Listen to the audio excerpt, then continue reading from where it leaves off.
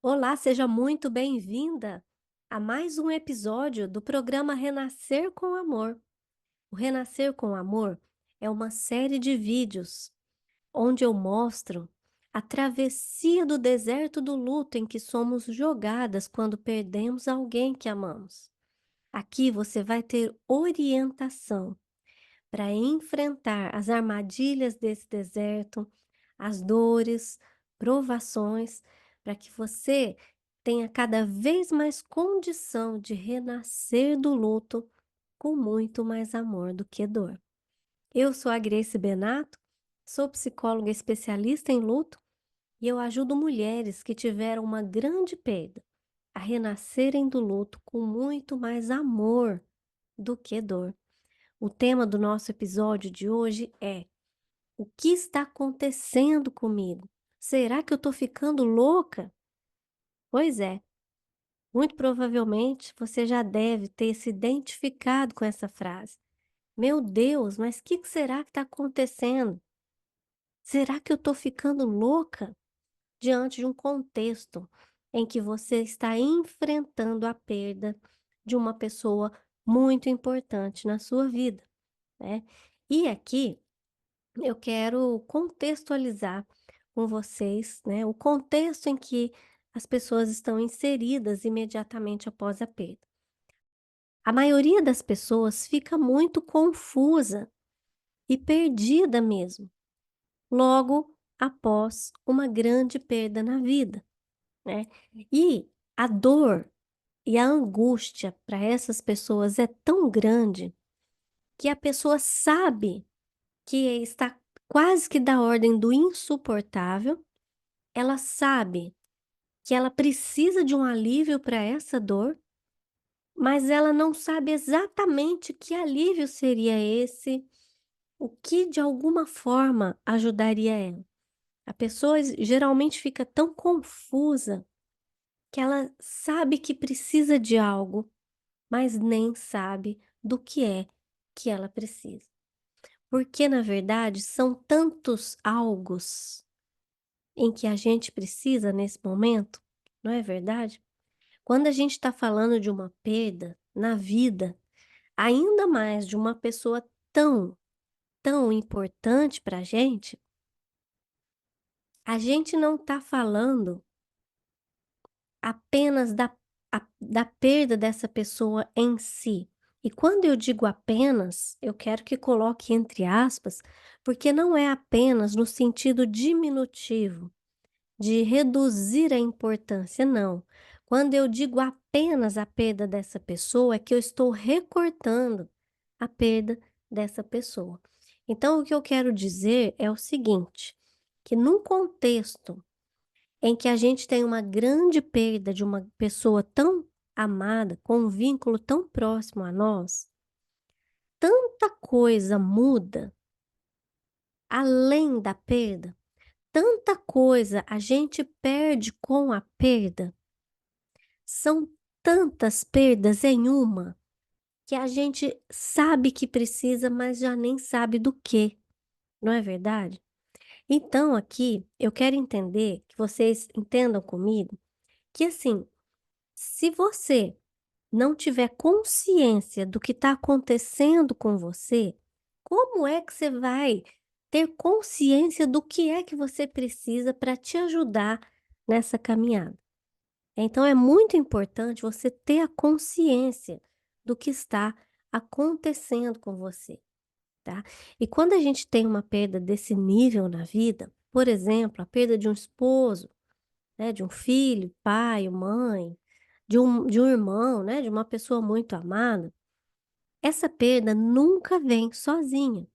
Você aí sabe disso, não é verdade? Além de perder essa pessoa, nós perdemos também um mundo.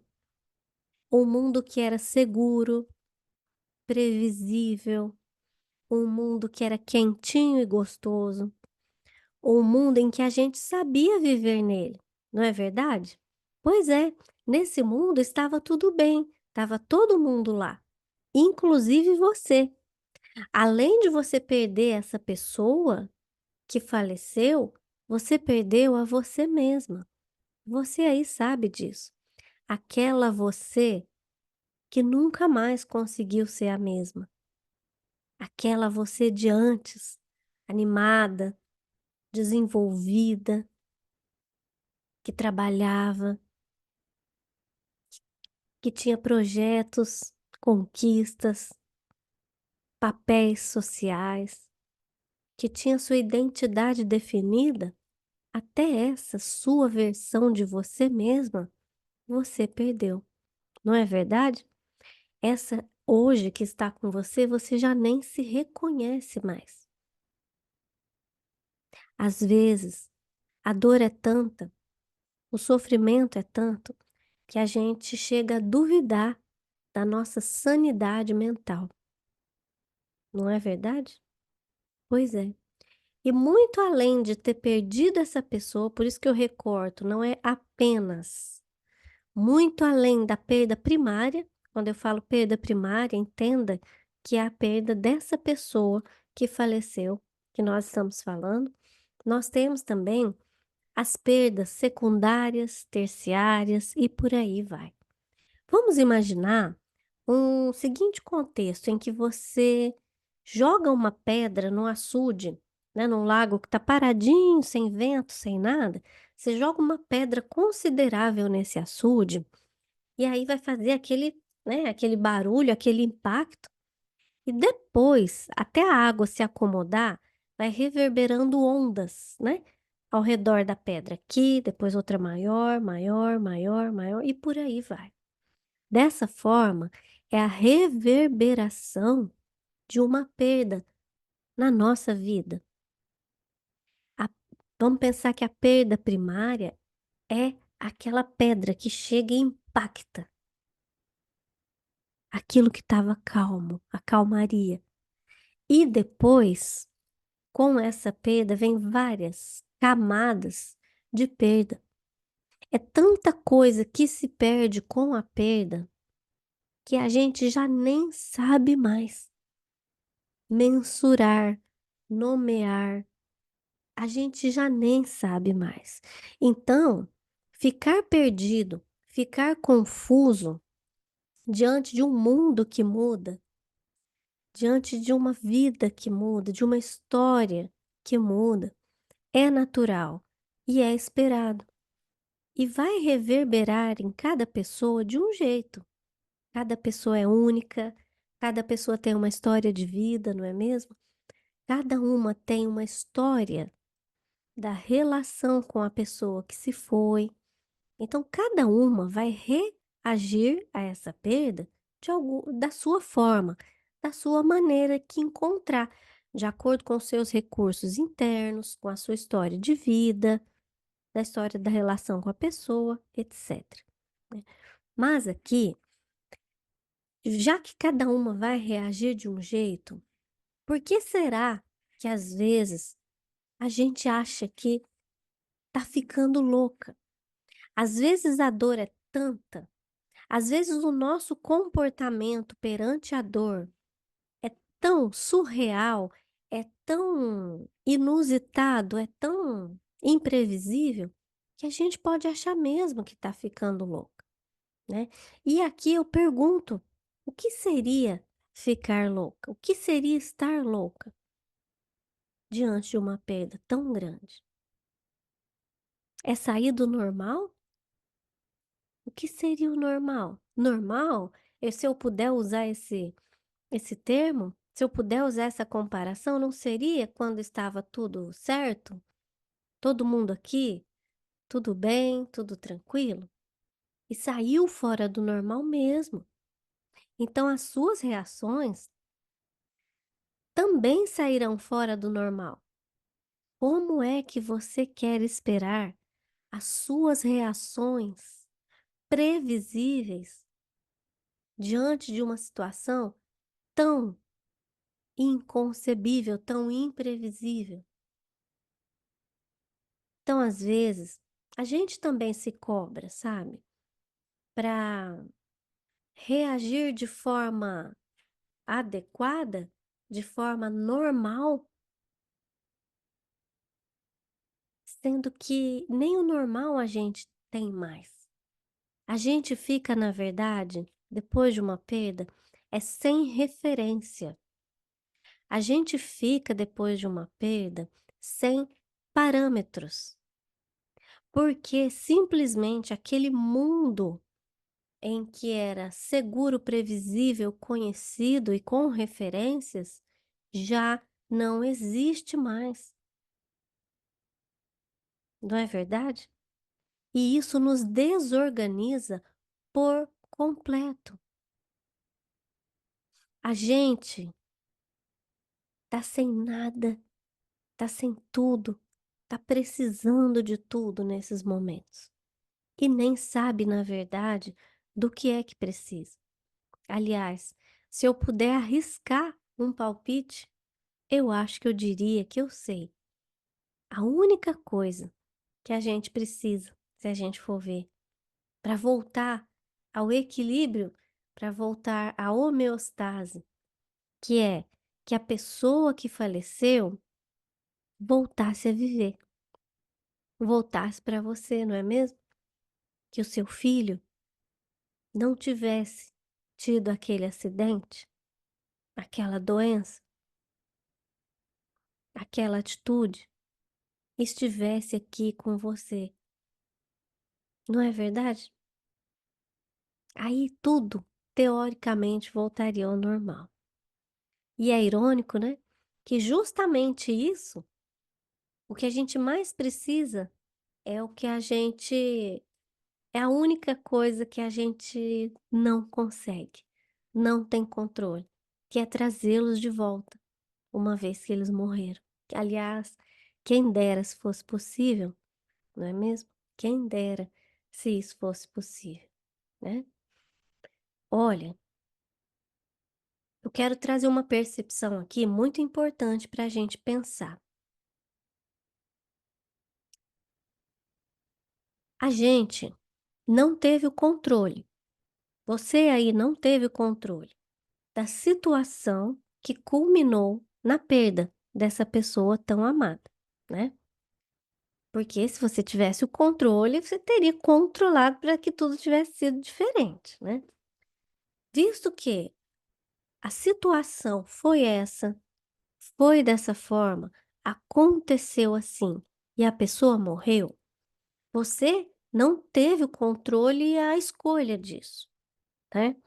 Então você está em um cenário do qual você não teve controle, fato, vírgula, mas dentro desse cenário em que você foi jogada, está inserida, que é o deserto do luto que você me vê falando aqui, eu te digo que você tem sim o controle de muitas coisas, de muitas pequenas coisas que dizem respeito a você, a sua forma de reagir àquilo que você não teve controle, a essa situação da perda. Então, por exemplo, pequenas atitudes no meio desse contexto em que, né, visto que foi assim, o que que a gente vai fazer com isso? Pequenas atitudes suas que você tiver, que você está no controle das suas atitudes de alguma forma, essas atitudes poderão trabalhar em seu benefício ou contra você, aumentando ainda mais a sua dor. E essas atitudes, se eu puder dar um exemplo, que podem nos ajudar ou nos atrapalhar, são atitudes de autocuidado ou de autoabandono. As de autocuidado poderão nos ajudar. E quando eu falo em autocuidado, em várias camadas, em várias esferas. Autocuidado físico, autocuidado mental, autocuidado emocional, espiritual, sabe? De você poder olhar para você com compaixão, com respeito, com gentileza, sem ser o juiz duro, severo, julgador, punitivo que mora aí dentro de você. E da mesma forma, o autoabandono constitui de pequenas atitudes que a gente toma ou deixa de tomar, que vai prejudicar ainda mais o nosso coração que já está ferido pela perda. Pequenas atitudes de nos auto-negligenciar, de nos auto-abandonar, de alimentar crenças que não vão nos ajudar a ter saúde mental, que muito pelo contrário vão nos ajudar a ir cada vez mais para o pântano do desespero, do sofrimento, esquecer de você, deixar de se cuidar, achar que não merece, que não tem direito de seguir com a vida, que não tem direito de se cuidar, de fazer algo por você, pela sua saúde. Isso é autoabandono. E atitudes de abandono, autoabandono, vão reverberar como pequenos punhais na sua ferida que já está na carne viva, né. Então, voltando ao contexto aqui, o que será que está acontecendo comigo? O que está acontecendo com você é diferente de tudo que já aconteceu na sua vida. Se você está enfrentando a perda por morte de alguém tão amado, é o tipo de coisa mais profunda da experiência humana que alguém pode enfrentar. Não ouse comparar a sua reação com qualquer adversidade da vida com a sua reação diante dessa perda.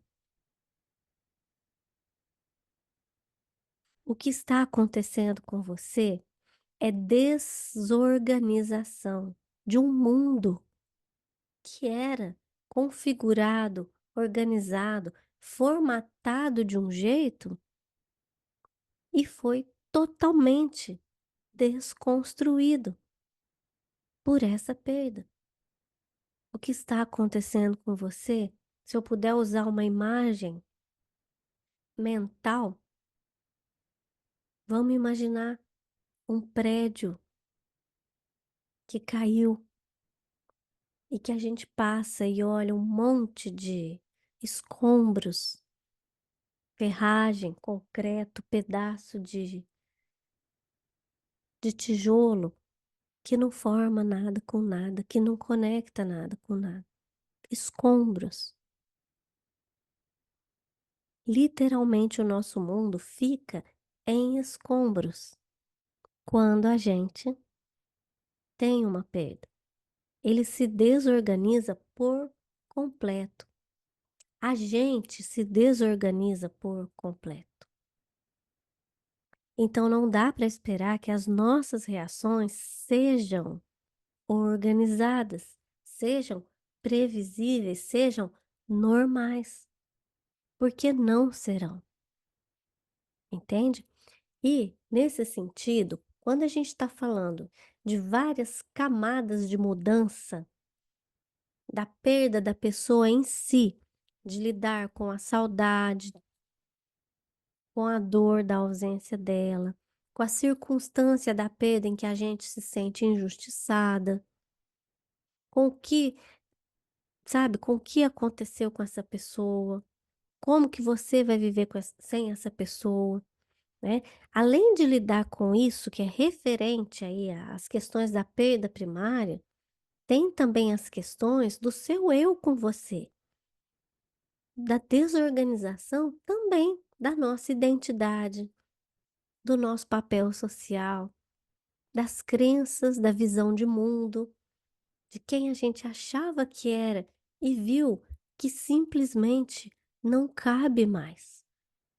Daquilo que a gente achava que gostava e viu que simplesmente não encaixa mais. Daquela forma de ver o mundo com nossos valores e crenças que a gente vê desconstruído. Aliás, o que a gente mais tem dentro da gente, além dos cacos, são pontos de interrogação, são perguntas sem respostas, são perguntas angustiantes, de porquês. Por que isso aconteceu comigo? Por que ele? Por que ela? Tão logo, tão agora, tão novo, uma pessoa tão boa. E por que eu? O que eu fiz para merecer essa punição? Por que Deus não atendeu as minhas preces? Né? Você vê que a gente ali tem peças de um quebra-cabeça que não se encontram, que não encaixam. E aqui eu quero te mostrar através desses exemplos a desorganização desse mundo que fica, através do exemplo de peças do quebra-cabeça que não se encaixam, através do exemplo de um monte de escombros no chão, que era um prédio e agora não é mais. Então, nesse cenário, fica compreensível a gente ter angústia exageradamente grande no pico imaginável da angústia e da dor, porque não é apenas uma fonte. E quando eu digo apenas, não é porque é pouco, é porque eu estou recortando. Não é de uma fonte, é de todas as fontes. Você entende? Você tá com dor por conta da perda, por conta da saudade, por conta de você que não é a mesma, por conta das atividades que ficaram para você fazer, por conta de não saber como fazer, por conta de estar perdida, de estar sem sentido na vida. Não é verdade? Como que você vai fazer com a questão financeira? São tantas camadas. E para ajudar, parte burocrática, e para ajudar é dor, dor atrás de dor, dos amigos, né, que deixam a desejar. E às vezes da saúde que também abala, né, do relacionamento com Deus, que fica estremecido, né, do relacionamento com os familiares em volta, que também fica estremecido, desorganizado, porque tá todo mundo ali tentando se adaptar. E ninguém foi treinado para perder, né? Na vida, a gente é treinado para conquistar as coisas, para ganhar, não para perder. Como diria o Renato Russo, né? Ele diz assim, abre aspas, eu aprendi a ter tudo o que sempre quis, só não aprendi a perder. E eu que tive um começo feliz, o resto não sei dizer. Fecha aspas. Esse é um trecho de uma música que ele fez e que ilustra muito bem, né? Que, por exemplo, as pessoas, eu estava trazendo esse exemplo, as pessoas da sua família que estão ao seu lado também estão aprendendo a lidar com a perda, com o novo mundo, com você que não é a mesma. Tá todo mundo se tateando ali. Então é muita interface de mudança, é muita interface de desorganização, de desconstrução e também de dor, não é verdade? Então você sabe que está sofrendo demais, mas se eu te pergunto, o que você precisa para aliviar a sua dor, além de ter a sua pessoa amada de volta, fecha parênteses, né? Muito provavelmente você não vai saber me dizer exatamente o que você precisa. É tanta coisa que faz sofrer e é tanta coisa que a gente precisa. que a gente precisa também é de organização, né, de alguém que organize e que diga pra gente: "Olha, nessa área da tua vida aqui, vai ser afetado isso, isso, isso, e a forma de você lidar com isso pode ser dessa forma, dessa e dessa", né. Nessa outra área da sua vida, cuidado, que pode acontecer isso, isso e isso, né. É de uma pessoa que tenha uma visão ampla de conhecimento e que nos ajude a nos organizar. E isso no meu programa Renascendo do Luto, a gente trabalha muito esse mapeamento da desconstrução daquilo que mudou e o mapeamento de como a gente pode ir reconstruindo, caquinho por caquinho, aquilo que foi desconstruído, né. Então aqui eu quero deixar uma uma questão para a gente pensar, que é a seguinte, né, quando nós estamos falando em perda, sempre tenha em mente que não estamos falando apenas da perda em si. Nós temos a perda primária, a secundária, terciária e reticências. Nós temos muitas camadas de perda, tá? Então, quando nós estamos falando, por exemplo, da perda do seu esposo, do seu filho, que seja, nós não estamos falando recortando apenas essa perda. Nós estamos falando de um mundo que muda, de uma vida que se divide em antes e depois, de parâmetros de referência que são desiguais, que não dá para medir como eu reagia antes, como eu reajo agora, como eu faria antes, como eu faço agora, como eu era antes e como eu estou me tornando agora. Não dá para comparar o incomparável, que é o mundo antes e depois dessa desconstrução, que é essa grande perda. E da mesma forma, eu gostaria de te dar esse ponto de partida, de verdade, que é não se cobrar para funcionar como antes. Vou repetir, não se cobrar para funcionar como antes. Porque essa você de hoje que está aqui assistindo esse vídeo está em cacos, em pedaços, enfraquecida, fragilizada, perdida, sozinha, sem saber a direção, não é? Ao passo que aquela sua outra você fazia, acontecia, estava tudo bem, estava tudo certo, estava tudo todo mundo lá, estava tudo seguro. Como é que você ousa comparar o seu funcionamento de agora com o seu funcionamento de antes? Não dá.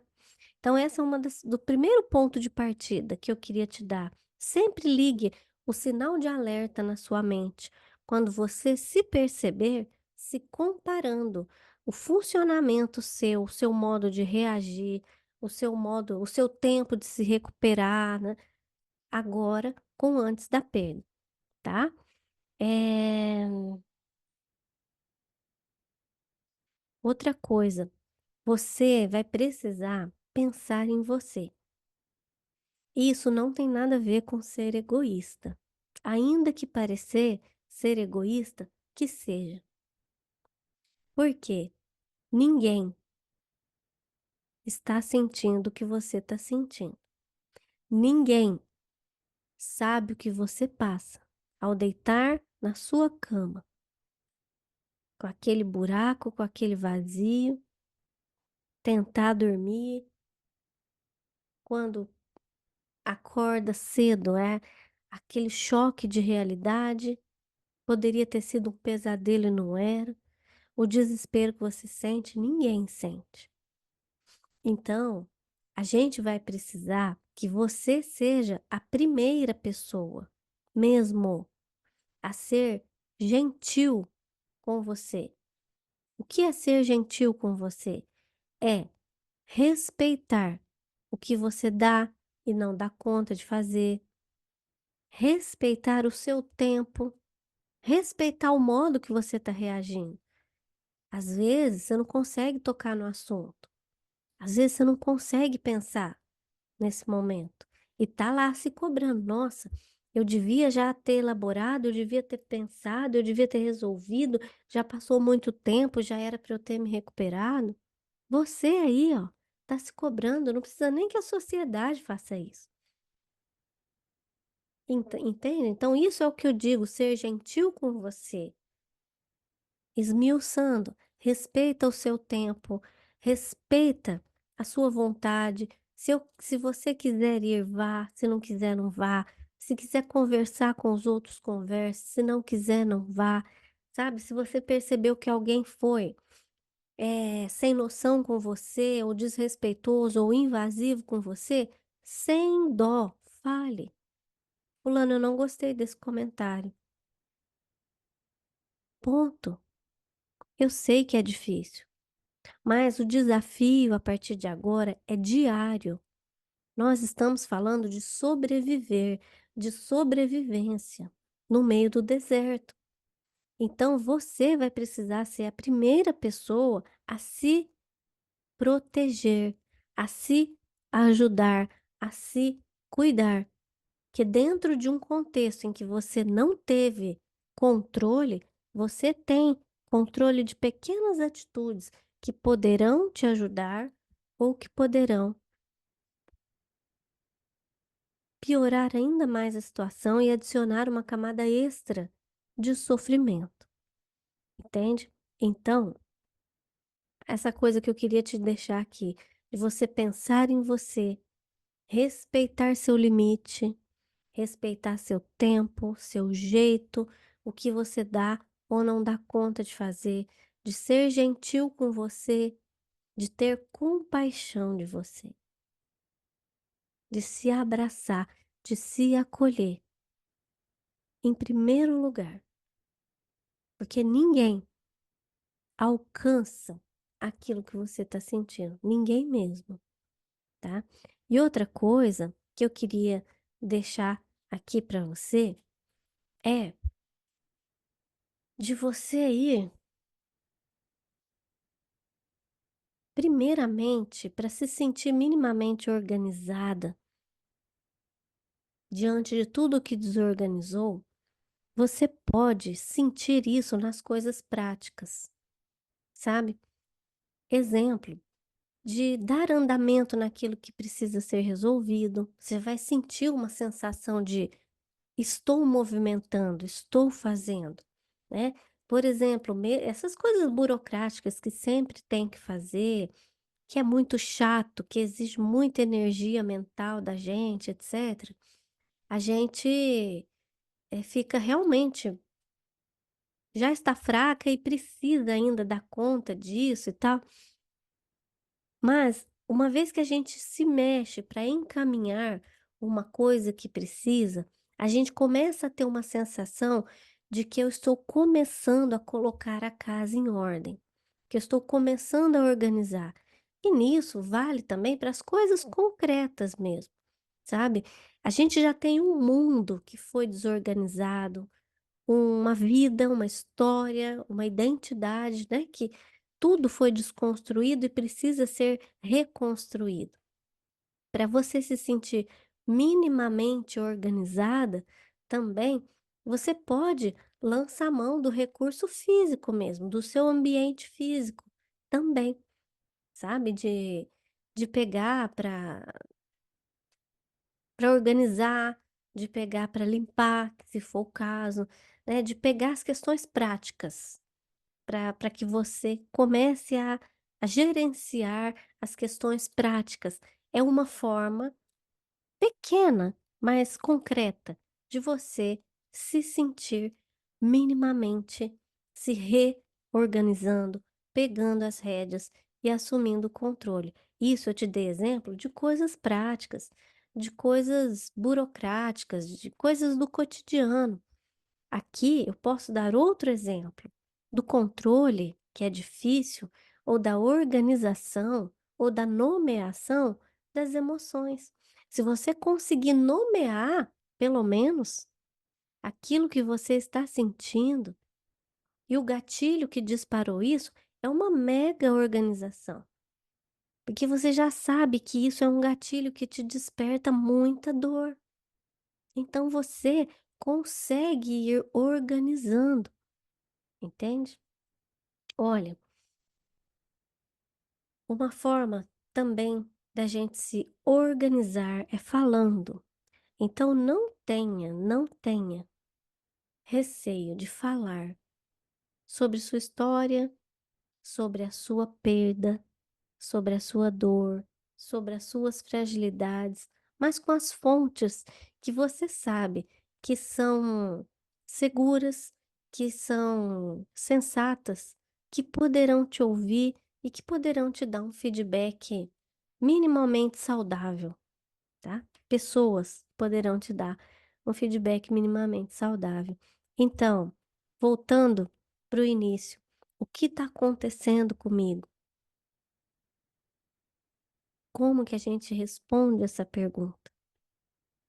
É tanta coisa que está mudando, você está reagindo a tanta coisa que é difícil até mesmo mensurar o que é, não é verdade? Será que eu estou ficando louca? Eu aposto que não. Eu não te conheço, mas eu diria que não. Apenas eu apostaria que seria uma reação fora do normal, de um contexto fora do normal. Uma vez uma cliente minha me perguntou: "Eu penso nele toda hora, será que eu estou ficando louca?" E eu disse para ela: "Você se sente louca por amá-lo?" Né? Porque na verdade é isso. Se a gente ama, a gente vai protestar, a gente vai usar subterfúgios que a gente conseguir para tentar qualquer coisa que essa realidade fosse diferente, não é? Então, enquanto a gente amar, a gente vai ter as nossas reações. E se amar é loucura, a gente pode dizer que a gente tá ficando louco assim sem problemas, né? É isso. Espero que tenha sido útil para você e a gente se vê no próximo vídeo.